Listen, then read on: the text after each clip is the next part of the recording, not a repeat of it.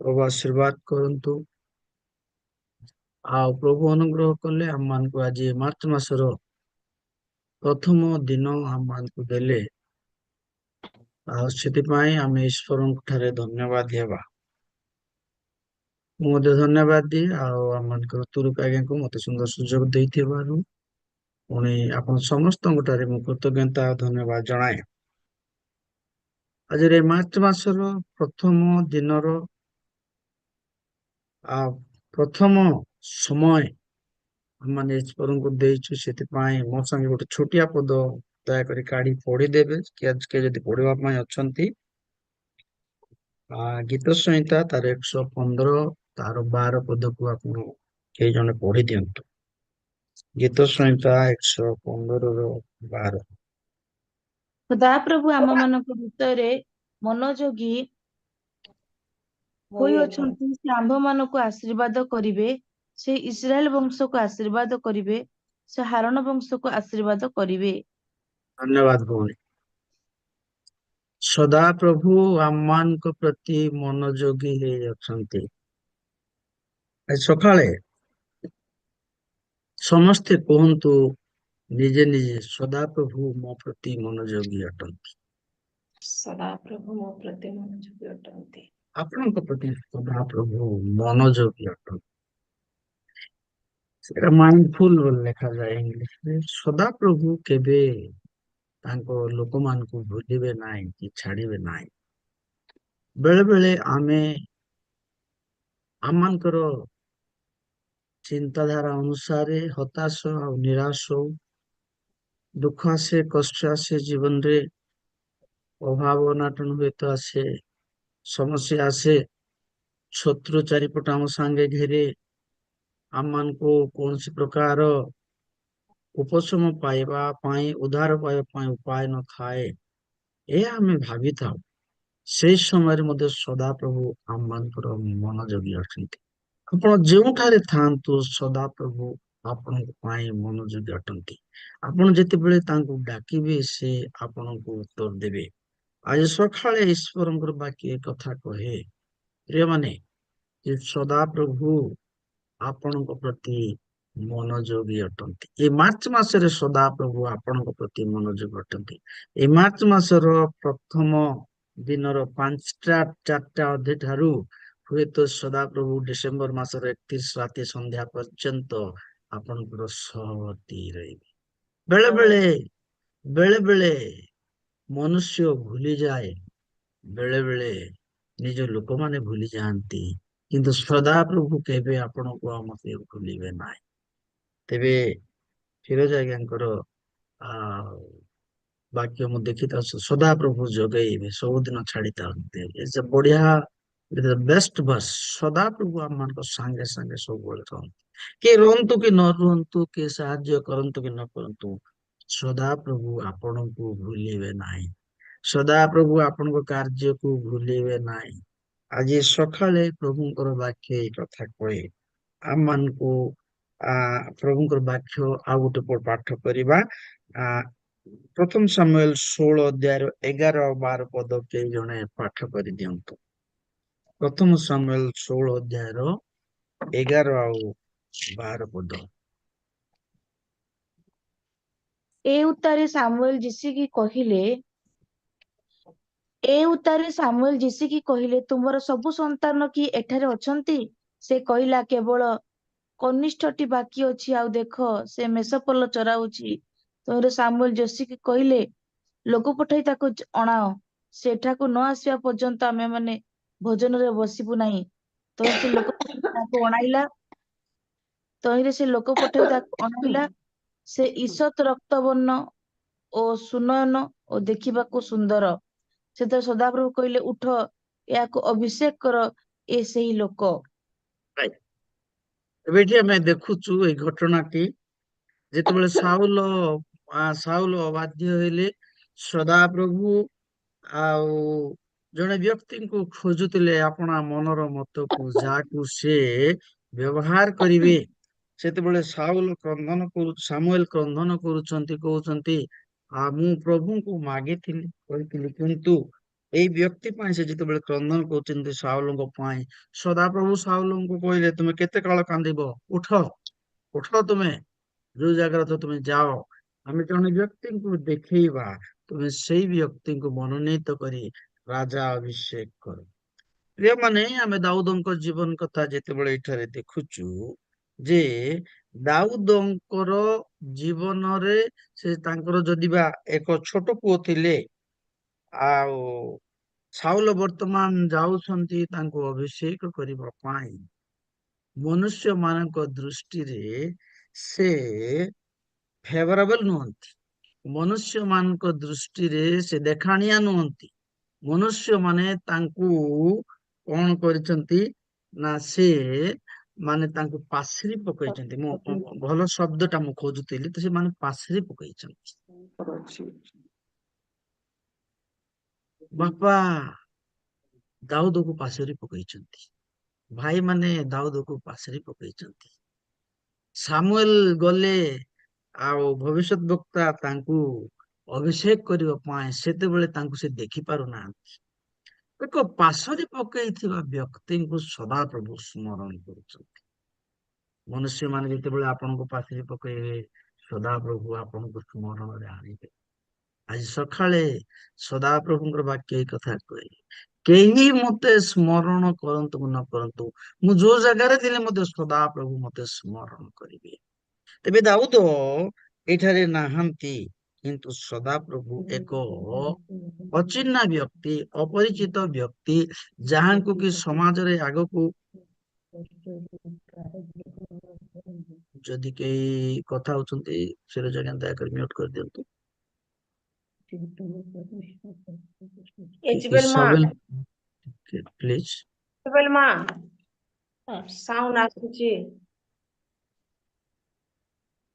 Disturb ହଉଛି। Sound ଆସୁଛି ଆପଣଙ୍କ ଠାରୁ, ଦୟାକରି ଏଇଟା ଟିକେ ନୀରବ ରୁହନ୍ତୁ। Thank you very much. ତେବେ ଏଇଠି ଆମେ ଦେଖୁଛୁ ଯେ ଏହା ଏକ ଯୁଦ୍ଧର ସମୟ, ଆଉ ସେତେବେଳକୁ ଭାଇମାନେ ଯୁଦ୍ଧକୁ ଯାଇଛନ୍ତି, ଗୋଲିଆତ ସାଙ୍ଗେ ଯୁଦ୍ଧ କରିବେ ବଡଠୁ ସାନ ପର୍ଯ୍ୟନ୍ତ। ଦାଉଦ ଯାଇନାହାନ୍ତି, ଦାଉଦ ଅଛନ୍ତି ଆଉ ଏକ ପଡିଆରେ। ସେତେବେଳକୁ ରାଜାଙ୍କୁ ରାଜା ଅଭିଷେକ କରିବା ପାଇଁ ସାଉଲଙ୍କୁ ପଠାଯାଉଛି। ଏକ ଉଦ୍ଦେଶ୍ୟରେ ସାଉଲ ଇଚ୍ଛା କରୁନାହାନ୍ତି, ପ୍ରଭୁଙ୍କୁ ସାମୁଏଲକୁ ପଠାଯାଉଛି। ସାମୁଏଲ ଇଚ୍ଛା କରୁନାହାନ୍ତି ଯିବା ପାଇଁ। ସାମୁଏଲ କହୁଛନ୍ତି ସାଉଲ କାଳେ ମତେ ବଧ କରିବ, କିନ୍ତୁ ଈଶ୍ୱର ତାଙ୍କୁ ପଠଉଛନ୍ତି, ତାଙ୍କର ଆଜ୍ଞା ବହିକି ସେ ଗଲେ। ଯେତେବେଳେ ସେ ଯାଉଛନ୍ତି, ସେ ଗଲା ବେଳକୁ ଯେ ଦାଉଦ ଯୀଶୁଙ୍କ ଘରେ ଦାଉଦଙ୍କର ବାପାଙ୍କ ପାଖରେ ସମସ୍ତେ ଅଛନ୍ତି। ସାମୁଏଲ ସମସ୍ତଙ୍କୁ ଡାକିବା ପାଇଁ ବୋଲିକି କହିଲେ। ଗୋଟେ ଗୋଟେ କରି ଯେତେବେଳେ ସେମାନେ ତାଙ୍କୁ ଡାକୁଛନ୍ତି, ସେତେବେଳେ ସେ ଅଭିଷେକ କରିବା ପାଇଁ ଚାହୁଁଛନ୍ତି। ସମସ୍ତଙ୍କୁ ଡାକିଲେ, ଗୋଟେ ଗୋଟେ କରି ଯେତେବେଳେ ଡାକିଲେ, ସାମୁଏଲ ପ୍ରଭୁ ସାମୁଏଲକୁ କହିଲେ ନାଇଁ, ଇଏ ନାଇଁ, ପ୍ରଥମଟା ଇଏ ନାଇଁ। ସାମୁଏଲ ମନୋନୀତ କରିଥିଲେ, ସାମୁଏଲ ବାଛିଥିଲେ, ହେଇପାରେ ବଡ ପୁଅ ଆଉ ସେ ଅଭିଷେକ କରିବ, ହେଇପାରେ ଦ୍ୱିତୀୟ ନମ୍ବରକୁ ସେ ଅଭିଷେକ କରିବ, ତୃତୀୟ ନମ୍ବରକୁ ଅଭିଷେକ କରିବ। ଏମାନେ ଜ୍ଞାନୀ ପିଲାମାନେ, ଏମାନେ ବୁଦ୍ଧିମାନ ପିଲାମାନେ, ଏମାନେ ମୋର ଫେଭରେଟ ପିଲାମାନେ। କିନ୍ତୁ ପ୍ରଭୁ ଦେଖିଲେ ଏମାନଙ୍କ ଭିତରୁ କେହି ନାହାନ୍ତି। ଜଣେ ଲୁକାୟିତ ବ୍ୟକ୍ତିଙ୍କ ପାଇଁ ପରମେଶ୍ୱର ମନୋଯୋଗୀ ଅଟନ୍ତି। ଆପଣ ଯେଉଁଠାରେ ଥାଆନ୍ତୁ, ଆପଣ ଲୁକାୟିତ ହେଇଥାନ୍ତୁ, ଜଙ୍ଗଲରେ ଥାଆନ୍ତୁ, ଆପଣ ନଦୀରେ ଥାଆନ୍ତୁ, ଆପଣ ଗୋଟେ କୋଣ ଗାଁରେ ଥାଆନ୍ତୁ, ଆପଣ ଇଣ୍ଟରନେଟ ନ ଲାଗିବା ଗାଁରେ ଥାଆନ୍ତୁ, ସଦାପ୍ରଭୁ ଯେତେବେଳେ ଆପଣଙ୍କୁ ସ୍ମରଣ କରିବେ, ଆପଣଙ୍କୁ ସେ ରାଜା କରିବେ, ଆପଣଙ୍କୁ ସେ ଅଭିଷେକ କରିବେ।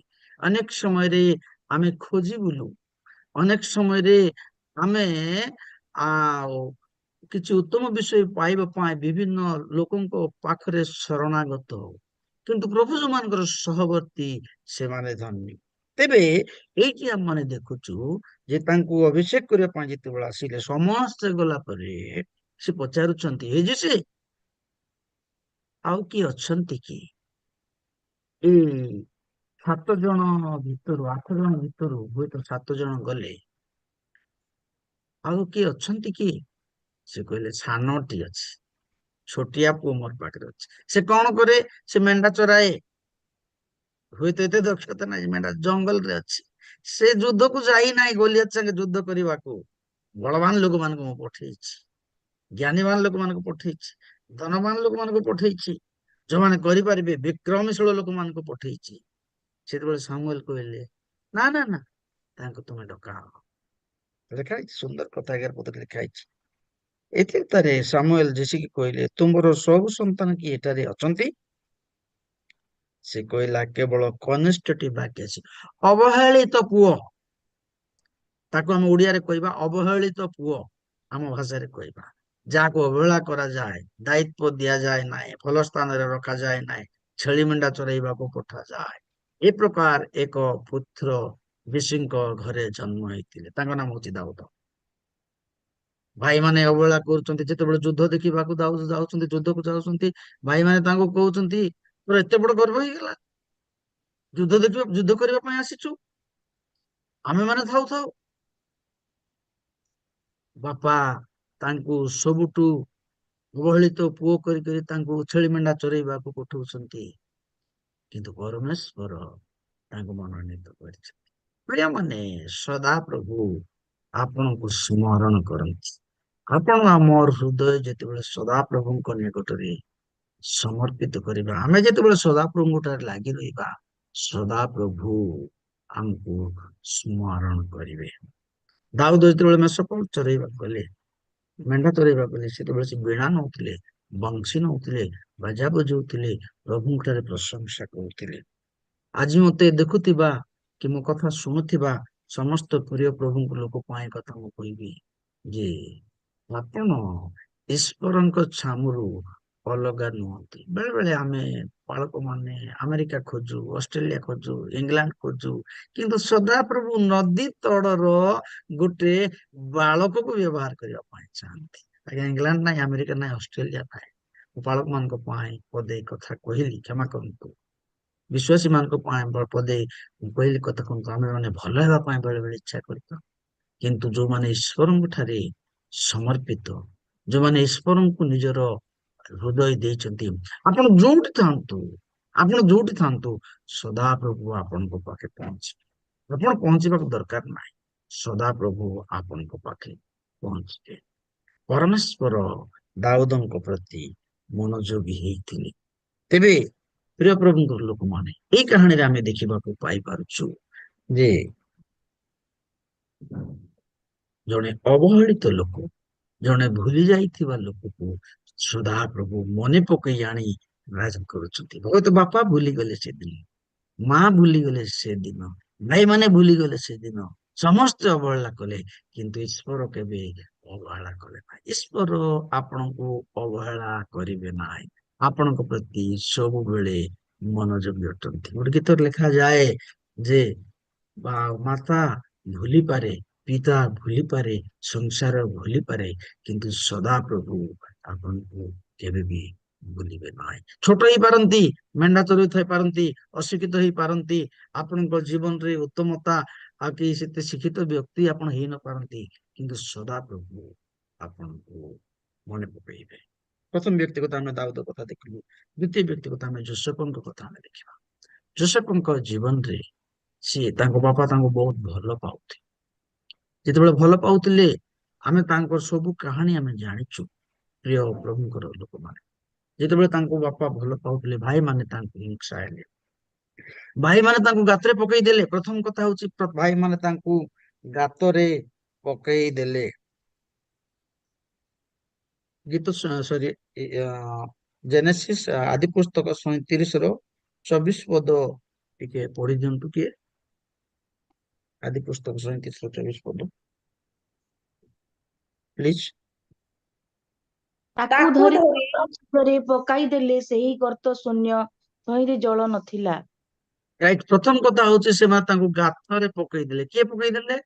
ନିଜର ତାଙ୍କ ଭାଇ ଭାଇ ମାନେ, ନିଜ ଭାଇ ମାନେ ପକେଇଦେଲେ। ଦାଉଦଙ୍କ କଥା ଦେଖୁଛୁ ଆମେ, ସେମାନେ ଯୁଦ୍ଧକୁ ନ ନେଇ ତାଙ୍କୁ ମେଣ୍ଢା ଚରେଇବାକୁ ପଠେଇଦେଲେ। ଯୋସେଫଙ୍କ କଥା ଦେଖୁଛୁ, ତାଙ୍କୁ ସେମାନେ ଗାତରେ ପକେଇଦେଲେ। ଦ୍ୱିତୀୟ କଥା ଆମେ ଦେଖିବା, 28 ପଦ ପଢ ମା ସେଇଠି, ସେ କହିଲେ, ଆଜ୍ଞା। ସେଇ 37 ର 28 ପଦ ପଢନ୍ତୁ। ସେତେବେଳେ ସେହି ମିଦିୟନୀୟ ବଣିକ ମାନେ ନିକଟକୁ ଆସନ୍ତେ ସେମାନେ ଯୋସେଫକୁ ଗର୍ତ୍ତ ମଧ୍ୟରୁ ଉପରକୁ ଟାଣି ଆଣିଲେ। ପୁଣି ଇସମାଏଲୀୟ ମାନଙ୍କଠାରୁ 20 ରୌପ୍ୟ ମୁଦ୍ରା ନେଇ ଯୋସେଫଙ୍କୁ ବିକ୍ରୟ କରିଦେଲେ। ତହିଁରେ ସେମାନେ ଯୋସେଫକୁ ମିଶର ଦେଶକୁ ନେଇଗଲେ। ପ୍ରଥମ କଥା ହଉଛି ସେମାନେ ଗାତରେ ପକେଇଦେଲେ। ଦ୍ଵିତୀୟ କଥା ହଉଛି ସେମାନେ ବିକିଦେଲେ। 20 ଟଙ୍କାରେ ବିକିଦେଲେ ସେମାନେ। ସେମାନେ କହିଲେ କାହିଁକି ଆମ ସାଙ୍ଗେ ରହିବ, ଏ ମରିଯାଉ। ବାପା ଆକୁ ଏକ ଭଲ ପାଉଛନ୍ତି, ଏ ଆମ ସାଙ୍ଗେ ରହିବାର ଯୋଗ୍ୟ ନାହିଁ। କିନ୍ତୁ ସଦାପ୍ରଭୁ ତାଙ୍କର ସହବର୍ତ୍ତୀ ଥିଲେ। ଯଦି 39 ଅଧ୍ୟାୟ ଆଦି ପୁସ୍ତକ ତାର 1-2 ପଦକୁ ଯଦି ଆମେ ପଢିବା, ସେଠି ଆମମାନେ ଦେଖୁଛୁ ଯେ ସଦାପ୍ରଭୁ ଯୋସେଫଙ୍କର ସହବର୍ତ୍ତୀ ଥିଲେ। 39-2 ପଦ ପଢି ଦିଅନ୍ତୁ।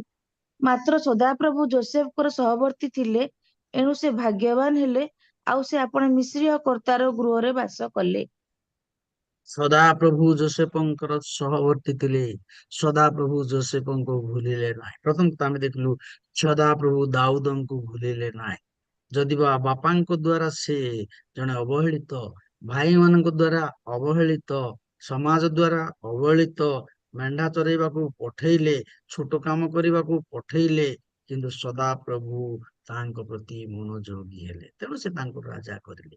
ଦ୍ଵିତୀୟ କଥା ଆମେ ଦେଖୁଛୁ ଯେ ଯୋସେଫଙ୍କ ଜୀବନରେ ଯେ ସେମାନେ ତାଙ୍କ ଭାଇମାନେ ତାଙ୍କୁ ହିଂସା କଲେ। ତାଙ୍କୁ ଦୂରରୁ କହିଲେ ଏଇ ସ୍ୱପ୍ନ ଦର୍ଶକ ଆସୁଅଛି। ତାଙ୍କୁ ଦୂରରୁ କହିଲେ ତାଙ୍କ ପାଇଁ ମନ୍ତ୍ରଣା କଲେ, ଚିନ୍ତା କଲେ କଣ କରିବାକୁ। କିନ୍ତୁ ସଦାପ୍ରଭୁ ତାଙ୍କୁ ଯେତେବେଳେ ସହବର୍ତ୍ତୀ ହେଲେ, ତାଙ୍କୁ ସେମାନେ ଗାତରେ ପକେଇ ଦେଲେ, ତାଙ୍କୁ ସେମାନେ ବିକିଦେଲେ। କିନ୍ତୁ ସଦାପ୍ରଭୁ ତାଙ୍କୁ ଯେତେବେଳେ ସହବର୍ତ୍ତୀ ହେଲେ, ସେ ଦେଶର ଗୋଟେ ଶାସନକର୍ତ୍ତା ହେଇକି ପ୍ରଭୁ ତାଙ୍କୁ ବାହାର କଲେ। ଲେଖାଯାଏ ସଦାପ୍ରଭୁ କେବେ ବୋଲି ମନୁଷ୍ୟ ମାନେ ଭୁଲି ଯାଆନ୍ତି, ଆଜ୍ଞା ମାନେ, ମା ମାନେ, ଆପଣଙ୍କ ପଡୋଶୀ ଘର ଭୁଲି ଯାଆନ୍ତି, ହୁଏତ ଆପଣଙ୍କର ଲୋକମାନେ ଆପଣଙ୍କୁ ଭୁଲି ଯାଆନ୍ତି, କିନ୍ତୁ ସଦାପ୍ରଭୁ ଆପଣଙ୍କୁ ଭୁଲିବେ ନାହିଁ। ଆପଣଙ୍କର କ୍ରନ୍ଦନ, ଆପଣଙ୍କର ଲୁହ, ଆପଣଙ୍କର ପ୍ରାର୍ଥନା, ଆପଣଙ୍କର ଆଣ୍ଠୁଭଙ୍ଗା ସେ ସ୍ମରଣରେ ରଖିଅଛନ୍ତି, କେବେ ମଧ୍ୟ ସେ ଛାଡିବେ ନାହିଁ, ଭୁଲିପାରିବେ ନାହିଁ। ତେବେ ଯୋସେଫଙ୍କର କଥା ଆମେ ଯେତେବେଳେ ଦେଖୁଛୁ, ଯୋସେଫ ଯେତେବେଳେ ଜେଲରେ ଥିଲେ, ସେତେବେଳେ ପାନପାତ୍ର ବାହକ ମାନଙ୍କର କଥା ମାନଙ୍କ ମଧ୍ୟରୁ 2 ଜଣଙ୍କୁ ଯେ ସେ ଆଉ ଫାରୋ ରାଜା କଣ କଲେ ନା ସେମାନଙ୍କୁ ବନ୍ଦୀରେ ପକେଇଲେ। ସେତେବେଳେ ଯୋସେଫ ତାଙ୍କ ଆକୁ କହିଥିଲେ ଆଉ ଯେ ଜଣକୁ, ତୁମେ ଯେତେବେଳେ ଆଉ ବନ୍ଦୀରୁ ମୁକ୍ତ ଏଇ ରାଜଗୃହକୁ ଆଉ ଥରେ ଫେରିଯିବ, ମତେ ସ୍ମରଣ କର। ମନୁଷ୍ୟ ଭାବରେ ଯୋସେଫ ବାହାରକୁ ଆସିବା ପାଇଁ ଇଚ୍ଛା କରୁଥିଲେ। ସେ ଭାବୁଥିଲେ କୌଣସି ମନୁଷ୍ୟର ସାହାଯ୍ୟ ମତେ ଆବଶ୍ୟକ ହୁଏ, ତ ମନୁଷ୍ୟର ସାହାଯ୍ୟ ଦ୍ଵାରା ମୁଁ ଉପରକୁ ବାହାରିବି, ଆଉ ବନ୍ଦୀ ଗୃହରୁ ବାହାରକୁ ଆସିବି ଏବଂ ଉତ୍ତମ ଜୀବନ ଯାପନ କାଟିବି। 40-14 ପଢି ଦିଅନ୍ତୁ ମା, ଜେନେସିସ୍ ଆଦି ପୁସ୍ତକ।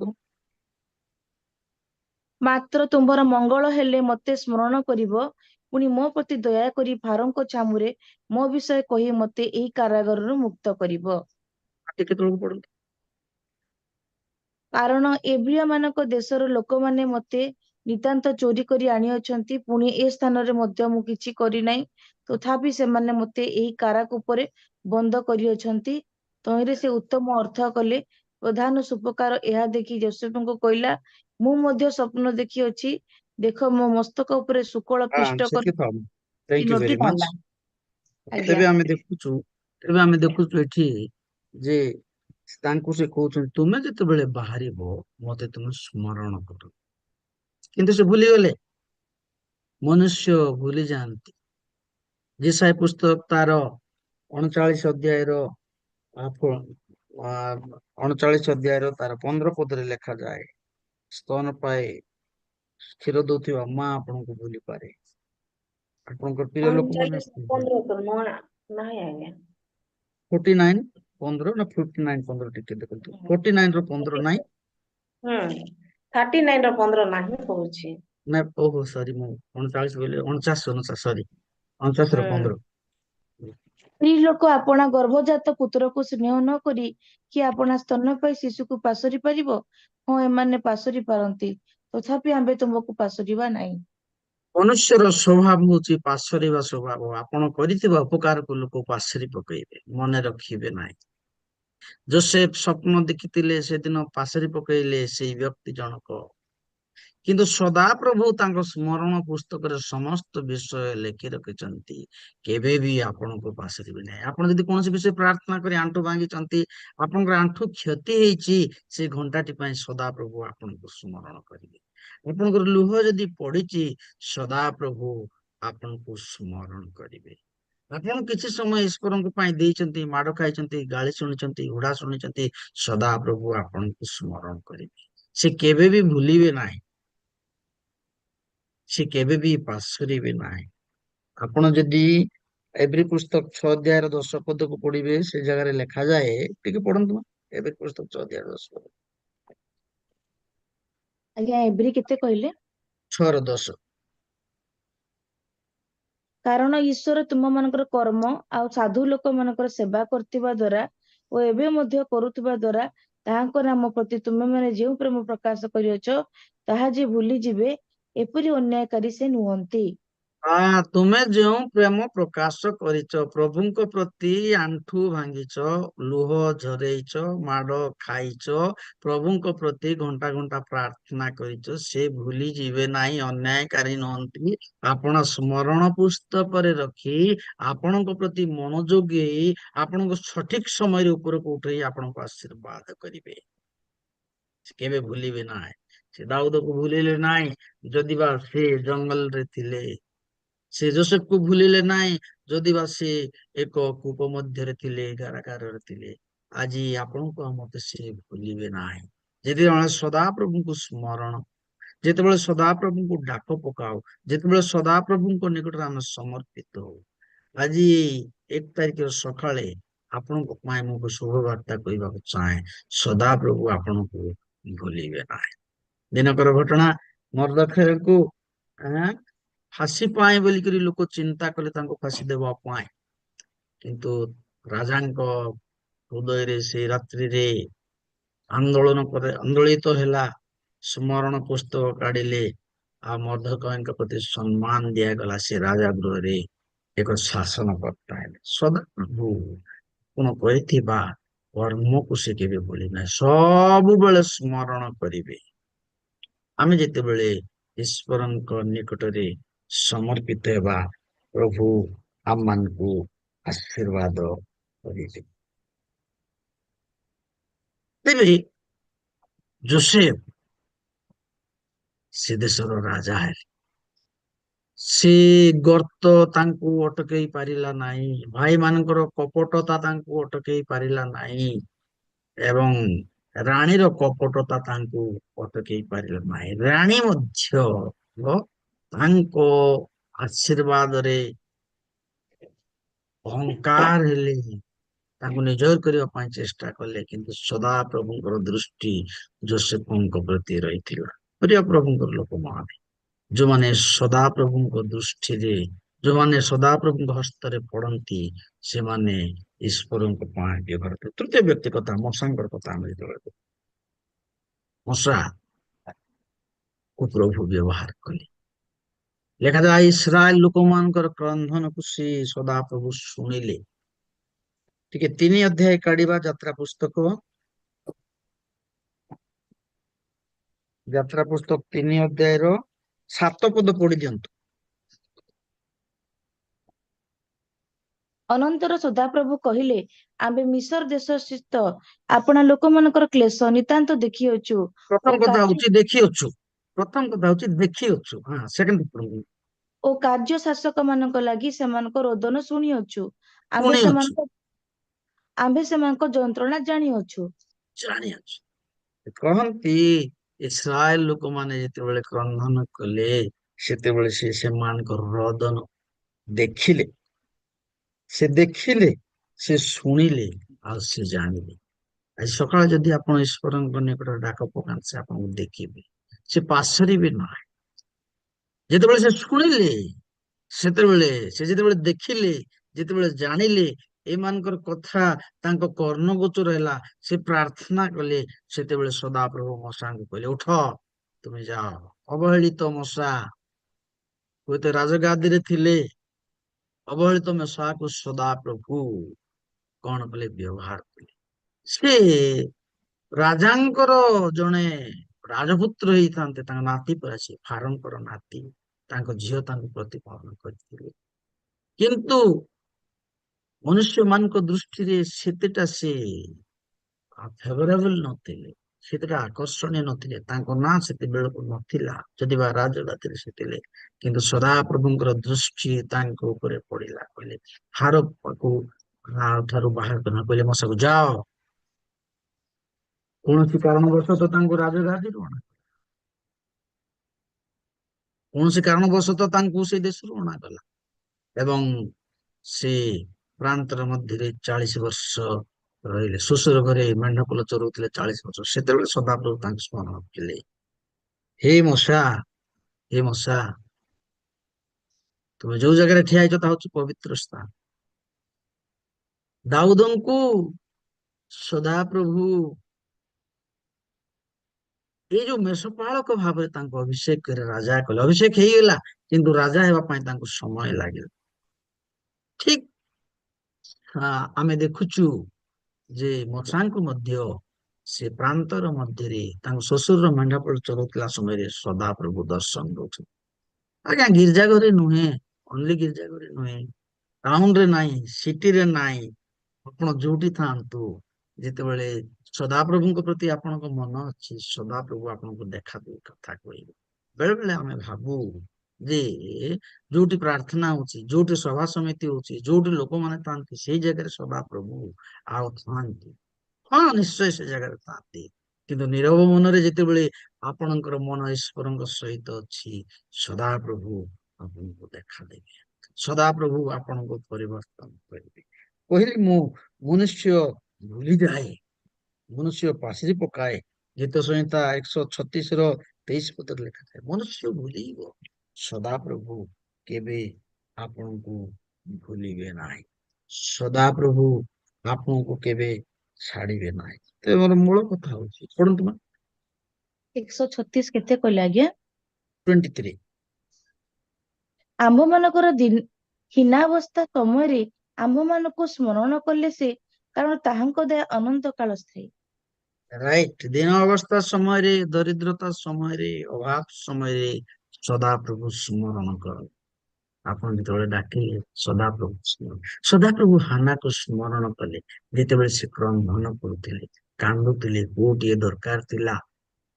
ତା ସଉତୁଣୀର ପୁଅ ଅଛି, ସେମାନେ ବଢୁଛନ୍ତି, ନିଜକୁ ନିରାଶ କରୁଛନ୍ତି, ନିଜକୁ ହତାଶ କରିକି ହାନା କାନ୍ଦୁଛନ୍ତି। ସଦାପ୍ରଭୁ ତାଙ୍କୁ ସ୍ମରଣ କଲେ। ସଦାପ୍ରଭୁ ଯେତେବେଳେ ସ୍ମରଣ କରନ୍ତି ଆପଣଙ୍କୁ, ସେତେବେଳେ ଆପଣଙ୍କର ପରିସ୍ଥିତି ବଦଳିଯିବ।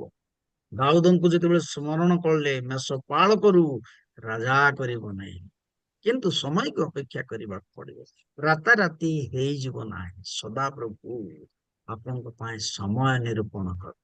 ବେଳେ ବେଳେ ଲୋକ ପ୍ରାର୍ଥନା କରିବେ, ଆଜି କଲେ କାଲିକି ହେଇଯାଉ ବୋଲିବେ, କିନ୍ତୁ ପ୍ରଭୁ ତାଙ୍କ ସମୟ ଅନୁସାରେ ସେ ସବୁ କରିବେ। ଆପଣ ଯେତେ ଲୋକ ଏ ସକାଳେ ବସି ପ୍ରାର୍ଥନା କରୁଛନ୍ତି, ସଦାପ୍ରଭୁ ଆପଣଙ୍କ ଯୋଉ ନିଦର ପ୍ରତି ପୁରସ୍କାର ଦେବେ, ନିଦକୁ ଭାଙ୍ଗିଛନ୍ତି ତାର ପୁରସ୍କାର ଦେବେ, ଲୁହକୁ ଝରେଇଛନ୍ତି ତାର ପୁରସ୍କାର ଦେବେ, ଆଣ୍ଠୁକୁ ଭାଙ୍ଗିଛନ୍ତି ତାର ପୁରସ୍କାର ଦେବେ, ବାଇବେଲକୁ ପଢିଛନ୍ତି ତାର ପୁରସ୍କାର ଦେବେ। ତେଣୁ ତ ଏଭ୍ରି 6 ର 10 ପଦରେ ଲେଖାଗଲା, ସେ କେବେ ଅନ୍ୟାୟକାରୀ ନୁହନ୍ତି, ସେ ଆପଣ ପ୍ରତି କରିଥିବା ପ୍ରେମର ପ୍ରଦର୍ଶନ ଆପଣଙ୍କୁ ଦେଖେଇବେ, ଫଳ ଆପଣଙ୍କୁ ଦେବେ। ତେବେ ଦାଉଦଙ୍କୁ ସେ ଗର୍ତ୍ତରୁ ରାଜା କରିବେ, ଯୋସେଫଙ୍କୁ ସରି ଦାଉଦଙ୍କୁ ସେ ମେଷପୋଲରୁ ରାଜା କରିବେ, ଯୋସେଫଙ୍କୁ ସେ ଗର୍ତ୍ତରୁ ଆଣିକରି ଏକ ଶାସନକର୍ତ୍ତା କରିଲେ, ମଶାଙ୍କୁ ରାଜଗାଦିରୁ ଆଣି ତାଙ୍କୁ ପରିଚୟ ଦେଲେ ବୁଦା ମଧ୍ୟରେ ଏବଂ ତାଙ୍କୁ ବ୍ୟବହାର କଲେ। ମନୁଷ୍ୟ ବାହ୍ୟ ରୂପରେ, ଆମେ ସେଇ 16 ର 7 ପଦ ଆମେ ଟିକେ ପଢିବା, ପଢନ୍ତୁ 16 ର 7 ପଦ, ପ୍ରଥମ ସାମୁଏଲ ପ୍ରଥମ ସାମୁଏଲ 16 ର 7 7 ପଦ। ପଦ। ମାତ୍ର ସଦାପ୍ରଭୁ ସାମୁଏଲକୁ କହିଲେ, ଏହାର ତ କି ଶରୀରର ଉଚ୍ଚତା ପ୍ରତି ଦୃଷ୍ଟି ନ କର, ଯେହେତୁ ଆମ୍ଭେ ଏହାକୁ ଅଗ୍ରାହ୍ୟ କଲୁ। ପୁଣି ମନୁଷ୍ୟ ଯେପରି ଦେଖେ, ସଦାପ୍ରଭୁ ସେପରି ଦେଖନ୍ତି ନାହିଁ, କାରଣ ମନୁଷ୍ୟ ବାହ୍ୟ ରୂପ ଦେଖେ, ମାତ୍ର ସଦାପ୍ରଭୁ ଅନ୍ତଃକରଣ ଦେଖନ୍ତି। ହେ ସାମୁଏଲ, ତମେ ତ 7ଟା ପୁଅକୁ ବାଛିଲ, ଗୋଟେ ଗୋଟେ କରି ଦେଖିଲ। ଇଏ ନାଇଁ ପ୍ରଥମକୁ ତମେ ବାଛିଲ ରାଜା ହେବା ପାଇଁ, ଆମେ ସବୁ ନା, ଏ ନୁହେଁ। ସାମୁଏଲ ଜଣେ ଭାବବାଦୀ ବି ଜାଣିପାରିନାହାନ୍ତି। ତାଙ୍କ ବାପା ତାଙ୍କ କଥା ଜାଣି ପାରୁନାହାନ୍ତି, ତାଙ୍କ ଭାଇ ତାଙ୍କ କଥା ଜାଣି ପାରୁନାହାନ୍ତି, କିନ୍ତୁ ପରମେଶ୍ୱର ତାଙ୍କୁ କହୁଛନ୍ତି। ଗୋଟେ ଗୋଟେ କରି ଯେତେବେଳେ ଯାଉଛନ୍ତି, ନା ଏ ନୁହେଁ। ମନୁଷ୍ୟ କେବଳ ବାହ୍ୟ ରୂପ ଦେଖେ, ମନୁଷ୍ୟ ଉପର ଜିନିଷ ଦେଖେ। ଗୋଟେ କାହାଣୀ ଗୋଟେ ଶୁଣୁଥିଲି ମୁଁ, ସତ୍ୟ କାହାଣୀ। କେରଳରେ ଜଣେ ବ୍ୟକ୍ତି ଥିଲେ, ସେ ସବୁବେଳେ ବାଇବେଲ ମୁଣ୍ଡରେ ଧରିକିରି ବୁଲୁଥିଲେ, ଯୁଆଡେ ଯିବେ ବାଇବେଲ ମୁଣ୍ଡେଇକି ଯିବେ। ଲୋକମାନେ ତାଙ୍କୁ କହିଲେ ପାଗଳ ହେଇଗଲେ। ତାଙ୍କର 4ଟା ପୁଅ ଥିଲା, ପାଠ ସାଠ ପଢି ନଥିଲେ, ବହୁତ ଗରିବ ଲୋକ ଥିଲେ। ଆଉ 4ଟା ପୁଅରୁ ଗୋଟେ ପୁଅ ମାଟ୍ରିକ ଫେଲ ହେଇଥିଲେ, ସେ 10th କ୍ଲାସ ଫେଲ ହେଇଥିଲେ। ସେତେବେଳର କଥା। ସେ ପୁଅଟିଏ ଆଉ ଦିଲ୍ଲୀରେ ଆଉ ଆର୍ମିରେ ଚାକିରି ପାଇଲେ। ଚାକିରି ପାଇଲା ପରେ ସେ ଚାକିରି କଲେ, କରୁ କରୁ ତାଙ୍କର ବଣ୍ଡ ପୁରିଗଲା 15-16 ବର୍ଷ। ସେଇ ଭିତରୁ ସେ ତାଙ୍କର ସେ କେରଳାର ମାଲୟାଲମ ଗୋଟେ ମାଲୟାଲୀ ଝିଅକୁ ଦେଖିଲେ, ବାହା କଲେ, ଗୋଟେ ନର୍ସ ହେଇଥିଲେ। ସେମାନେ ଉଭୟ ଦିଲ୍ଲୀରେ ରହିଥିଲେ। ବାପା କିନ୍ତୁ ପାଗଳ ପରି ବାଇବେଲକୁ ରାତି ଦିନ ପଢୁଥିଲେ। ପଢୁଥିଲେ ମିନ୍ସ ଟିକେ ମୁଣ୍ଡେଇକି ଯାଉଥିଲେ, ଯୋଉଠି ସଭା ସମିତି ହବ, କଥାବାର୍ତ୍ତା ହବ, ସେଇ ଜାଗାକୁ ଯାଉଥିଲେ। ଲୋକ ପାଗଳ ହେଲେ। ଅନ୍ୟ ପୁଅମାନେ ବେକାର ହେଲେ, କୁଲି କାମ କଲେ। କିନ୍ତୁ ଗୋଟିଏ ପୁଅ, ସେ କଣ କଲେ, ସେ ଚାକିରି କଲା ପରେ ମଧ୍ୟ ରିଟାୟାର୍ଡ ହେଲେ। ଶେଷରେ ସେତେବେଳେ ଗୋଟେ ନ୍ୟୁଜ ପେପରରେ ବାହାରିଲା, ଆମେରିକାରେ ନର୍ସ ମାନଙ୍କର ଆବଶ୍ୟକତା। ସେତେବେଳେ ଫାଇଲ କଲେ, ଯେତେବେଳେ ଫାଇଲ କଲେ, ପାଇଗଲେ। ଉଭୟ ସ୍ୱାମୀ ସ୍ତ୍ରୀ ପଳେଇଲେ ଆମେରିକା। ଯେତେବେଳେ ସେମାନେ ଆମେରିକା ପଳେଇଲେ, ସେତେବେଳେ ଆଉ ସେମାନେ ଭଲ ଜୀବନ କାଟିଲେ। ଭାଇମାନଙ୍କୁ ପଇସା ପଠେଇଲେ, ବାପା ପଇସା ପଠେଇଲେ। ସେତେବେଳେ ସେମାନେ ସ୍ମରଣ କଲେ, ଆମର ଏଇ ଯୋଉ ଆମର ଆଉ ଯୋଉ ଉନ୍ନତି କୋଉଠି ପାଇଁ, ନା ଆମ ବାପାଙ୍କ ପାଇଁ। ଯୁଆଡେ ଗଲେ ବି ସେ ବାଇବେଲ ଧରିକି ଯାଉଥିଲେ, ପ୍ରାର୍ଥନା କରୁଥିଲେ। ଲୋକ ପାଗଳ କହିଲେ, ସତ କଥା। ପ୍ରିୟ ମାନେ, ଈଶ୍ୱରଙ୍କର ବାକ୍ୟ ଆପଣଙ୍କ ଉପରକୁ ଉଠିବ, ମତେ ଉପରକୁ ଉଠିବ। ତେବେ ଏଠାରେ ଦେଖୁଛୁ ଯେ ଲେଖା ହେଇଛି ଯେ ତୁମେ କୌଣସି ପ୍ରକାର ତାଙ୍କର ଉଚ୍ଚତା ଦେଖୁନାହିଁ, ତାଙ୍କ ମୋଟାପଣ ଦେଖୁନାହିଁ, ତାଙ୍କ ଗୋରାପଣ ଦେଖୁନାହିଁ, ତାଙ୍କ ଜ୍ଞାନ ଦେଖୁନାହିଁ, ତାଙ୍କ ବୁଦ୍ଧି ଦେଖୁନାହିଁ। ମନୁଷ୍ୟ ବାହ୍ୟ ରୂପ ଦେଖେ। କୋଉ ଗୋଟେ ସୁନ୍ଦର ଲୋକ ଯଦି ଆମେ ଦେଖିବା, ସେତେବେଳେ ଆମେ ଆକର୍ଷିତ ହେଇଥାଉ। ଯେତେବେଳେ ଆମେ କୌଣସି ପାଠ ପଢୁବା ଲୋକ ଦେଖିଲେ ତା ପ୍ରତି ଆକର୍ଷିତ ହେଇଥାଉ, ଆମେ ତାକୁ ଦେଖିକିରି। ହୁଏତ କୌଣସି ଲୋକ ଆଉ ଅଭିନୟ କଲେ ଆମେ ଜାଣିନଥାଉ ଏ ପ୍ରଭୁ ପ୍ରିୟ ଲୋକ ବୋଲିକି ଆମେ ଭାବିଥାଉ, କିନ୍ତୁ ପରମେଶ୍ୱର ସମସ୍ତ ବିଷୟ ସେ ଦେଖନ୍ତି। ସେଥିପାଇଁ ସାମୁଏଲକୁ ସେ କହିଲେ, ସାମୁଏଲ, ଏ ନୁହେଁ, ପ୍ରଥମ ନୁହେଁ, ଦ୍ଵିତୀୟ ନୁହେଁ, ତୃତୀୟ ନୁହେଁ, ଚତୁର୍ଥ ନୁହେଁ, ପଞ୍ଚମ ନୁହେଁ, ଷଷ୍ଠ ନୁହେଁ, ସପ୍ତମ ନୁହେଁ, ଅଷ୍ଟମ ବ୍ୟକ୍ତି ସଦାପ୍ରଭୁ। ଏଇ ଲୋକ ଲେଖାଯାଇଛି। ଏହାକୁ ସେ କହିଲେ, ଏହାକୁ ଅଭିଷେକ କର। ସେ ଏହି ଲୋକ, ସେ ଆଉ କେହି ନୁହନ୍ତି। ସେ ହେଉଛନ୍ତି ଏଇ ଲୋକ। ହୁଏତ ସେ ହେଉଛନ୍ତି ଫିରୋଜ, ସେ ହେଉଛନ୍ତି ନୀଳାଦ୍ରି, ସେ ହେଉଛନ୍ତି ସୁଭାଷିନୀ, ସେ ହେଉଛନ୍ତି ଏସବେ, ସେ ହେଉଛନ୍ତି ଆମୋସ, ସେ ହେଉଛନ୍ତି ଅଜୟ। କେହି ଜଣ ହେଇପାରନ୍ତି ଏଇ ଭିତରୁ। ସେ ହେଉଛନ୍ତି ଏଇ ଲୋକ ଯାହାକୁ ଆମେ ମନୋନୀତ କରିଛୁ। ଆଜି ସକାଳେ ସଦାପ୍ରଭୁ ଆପଣଙ୍କୁ ମନୋନୀତ କରୁ। ସେ ଆପଣଙ୍କ ପ୍ରତି ମନୋଯୋଗୀ ଅଟନ୍ତି। ଏଇ ମାର୍ଚ୍ଚ ମାସ ଆପଣଙ୍କ ପାଇଁ, ମୋ ପାଇଁ ଏକ ଆଶୀର୍ବାଦର ମାସ। ସଦାପ୍ରଭୁ ଏ ମାସରେ ଆମମାନଙ୍କ ପ୍ରତି ମନୋଯୋଗୀ ହୁଅନ୍ତୁ। ସେ ଦାଉଦଙ୍କ ପ୍ରତି ମନୋଯୋଗୀ ହେଲେ, ସେ ଯୋସେଫଙ୍କ ପ୍ରତି ମନୋଯୋଗୀ ହେଲେ, ସେ ମୋଶାଙ୍କ ପ୍ରତି ମନୋଯୋଗୀ ହେଲେ। ସେମାନେ ଅବହେଳିତ ହେଇଥିବା ସମୟରେ ସଦାପ୍ରଭୁ ତାଙ୍କୁ ସ୍ପର୍ଶ କଲେ, ଆକର୍ଷଣ କଲେ ଏବଂ ମହାନ କରି ବ୍ୟବହାର କଲେ। ଏ 3 ଜଣଙ୍କର କଥା ଯେତେବେଳେ ଦେଖୁଛୁ, ସେମାନେ ଛୋଟିଆ ମୋଟିଆ ଲୋକ ନଥିଲେ। ସେମାନେ ପ୍ରଭୁ ବହୁଳ ରୂପେ ସେମାନଙ୍କୁ ବ୍ୟବହାର କଲେ। ସେ ହାନିକୁ ସ୍ମରଣ କଲେ, ସେ ଲାଜାରକୁ ସ୍ମରଣ କଲେ। ମୃତ୍ୟୁ ହେଇଥିଲେ ସେତେବେଳେ ତାଙ୍କୁ ସେ ସ୍ମରଣ କଲେ। ଭଉଣୀ ମାନଙ୍କର ରୋଦନ ଶୁଣିଲେ, ପ୍ରାର୍ଥନା ଶୁଣିଲେ, ସେ ଗଲେ ତାଙ୍କୁ ଉଠେଇଲେ। ଆଉ ଗୋଟେ ଗୁରୁତ୍ୱପୂର୍ଣ୍ଣ କଥା କହିବି ମୁଁ ଆପଣମାନଙ୍କୁ। ସେ ପାଉଲକୁ ସ୍ମରଣ କଲେ, ତାଙ୍କ ଦୁଷ୍ଟତାରୁ ତାଙ୍କୁ ଆଣି ରାଜକାର୍ଯ୍ୟରେ ତାଙ୍କୁ ବ୍ୟବହାର କଲେ। ସଦାପ୍ରଭୁ ଆପଣଙ୍କୁ ଆଜି ସକାଳେ ସ୍ମରଣ କରିବାକୁ ଚାହାନ୍ତି। ଆପଣ ଯୋଉଠି ଥାଆନ୍ତୁ, ଯଦି ଆପଣ ଈଶ୍ୱର ପ୍ରିୟ ଅଟନ୍ତି, ପ୍ରଭୁଙ୍କ ପାଇଁ ଲାଳାୟିତ ଅଟନ୍ତି, ପ୍ରଭୁଙ୍କୁ ଡାକୁଛନ୍ତି, ସଦାପ୍ରଭୁ ଆପଣଙ୍କ ପ୍ରତି ମନୋଯୋଗୀ ଅଟନ୍ତି। ଏଇ ମାର୍ଚ୍ଚ ମାସରେ এই ଗ୍ରୁପ ପ୍ରତି ସଦାପ୍ରଭୁ ମନୋଯୋଗ ଦିଅନ୍ତୁ। এই ମାର୍ଚ୍ଚ ମାସରେ ପ୍ରତ୍ୟେକ ଇଣ୍ଡିଭିଜୁଆଲ ପ୍ରତି ସଦାପ୍ରଭୁ ମନୋଯୋଗ ଦିଅନ୍ତୁ। ପ୍ରଭୁ ଅନୁଗ୍ରହ କରନ୍ତୁ। ଆମେ ଯେତେକ ବସିଛୁ ସମସ୍ତଙ୍କ ପାଇଁ ଏହି ବାର୍ତ୍ତା, ଏ ମାସ ସଦାପ୍ରଭୁଙ୍କର ମନୋଯୋଗୀର ମାସ। ଆପଣ କେବେ ଅବହେଳିତ ହେବେ ନାହିଁ। ଆପଣ ସଦାପ୍ରଭୁଙ୍କ ହସ୍ତ ଦ୍ଵାରା ଆଶୀର୍ବାଦ ପ୍ରାପ୍ତ ହେବେ। ସଦାପ୍ରଭୁ ଆପଣଙ୍କର ଅଭାବକୁ ଛୁଇଁବେ। ବାଇବଲରେ ଲେଖାଯାଏ ଆପଣଙ୍କ ଚାଙ୍ଗୁଡିକୁ ଛୁଇଁବେ, ଆପଣଙ୍କର ଭଣ୍ଡାରକୁ ଛୁଇଁବେ, ଆପଣଙ୍କର ସ୍ୱାସ୍ଥ୍ୟକୁ ଛୁଇଁବେ, ଆପଣଙ୍କର ଚାଲିବାକୁ ଛୁଇଁବେ, ଆପଣ ବସିବାକୁ ଛୁଇଁବେ, ଆପଣଙ୍କ ପିଲାକୁ ଆଶୀର୍ବାଦ କରିବେ, ଆପଣଙ୍କ ସ୍ୱାମୀକୁ ଆଶୀର୍ବାଦ କରିବେ, ଆପଣଙ୍କ ଜୀବନ ଯାତ୍ରାରେ ପରମେଶ୍ୱର ହେଇ ସେ ଗତି କରିବେ। କାରଣ ସେ ତ ପରମେଶ୍ୱର। କେହି କେହି କହନ୍ତି ଯେ ପ୍ରଭୁ ନାହାନ୍ତି। ସେ କିଏ? ତିନିଟା କଣ୍ଟାରେ ମାରି ଦେଇଥିବା ପ୍ରଭୁ। ସଦାପ୍ରଭୁ ତିନିଟା କଣ୍ଟାରେ ମରିଥିବା ସଦାପ୍ରଭୁ ସେ ପୃଥିବୀର ସର୍ବଶ୍ରେଷ୍ଠ ପରମେଶ୍ୱର ଅଟନ୍ତି। ମୂର୍ଖ ଲୋକ ମନେ ମନେ କହି ଈଶ୍ୱର ନାହାନ୍ତି। ପ୍ରିୟମାନେ, ଆଜି ସକାଳେ ଈଶ୍ୱରଙ୍କର ଏଇ ବାଣୀ ଆପଣଙ୍କ ପାଇଁ, ମୋ ପାଇଁ। ଆପଣ ମୁଁ ଅବହେଳିତ ପରିବାର ଦ୍ଵାରା ହେଇପାରୁ, ଅବହେଳିତ ସାଙ୍ଗସାଥି ଦ୍ଵାରା ହେଇପାରୁ, ଅବହେଳିତ ଭାଇ ଭଉଣୀ ମାନଙ୍କ ଦ୍ଵାରା ହେଇପାରୁ, କିନ୍ତୁ ସଦାପ୍ରଭୁ ଆମମାନଙ୍କ ପ୍ରତି ମନୋଯୋଗୀ ଅଟନ୍ତି। ସେ ଆମମାନଙ୍କ ସ୍ୱ ଅବସ୍ଥାରୁ ଯୋଉ ଜାଗାରେ ଠୁଚାରୁ ଉଠେଇ ସେ ଆମମାନଙ୍କୁ ତାଙ୍କ ରାଜଗାଦିରେ ବସେଇବେ। ସେ ଆମମାନଙ୍କୁ ରାଜା କରିବେ। ଦାଉଦଙ୍କୁ ରାଜା କଲେ।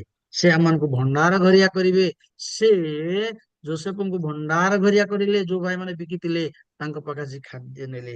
ସେ ମଧ୍ୟ ରାଜକାର୍ଯ୍ୟରେ ମଶାଙ୍କୁ ବ୍ୟବହାର କଲା ପରି ଆପଣଙ୍କୁ ଆମ ଦେହ ବ୍ୟବହାର କରିବେ। ପ୍ରଭୁ ଆମମାନଙ୍କୁ ଆଶୀର୍ବାଦ କରନ୍ତୁ। ଥ୍ୟାଙ୍କ ୟୁ ଭେରି ମଚ୍ ତୁରୁକ ଆଜ୍ଞା, ମତେ ସୁଯୋଗ ଦେଇଥିବାରୁ ଧନ୍ୟବାଦ ଭଉଣୀ। ମତେ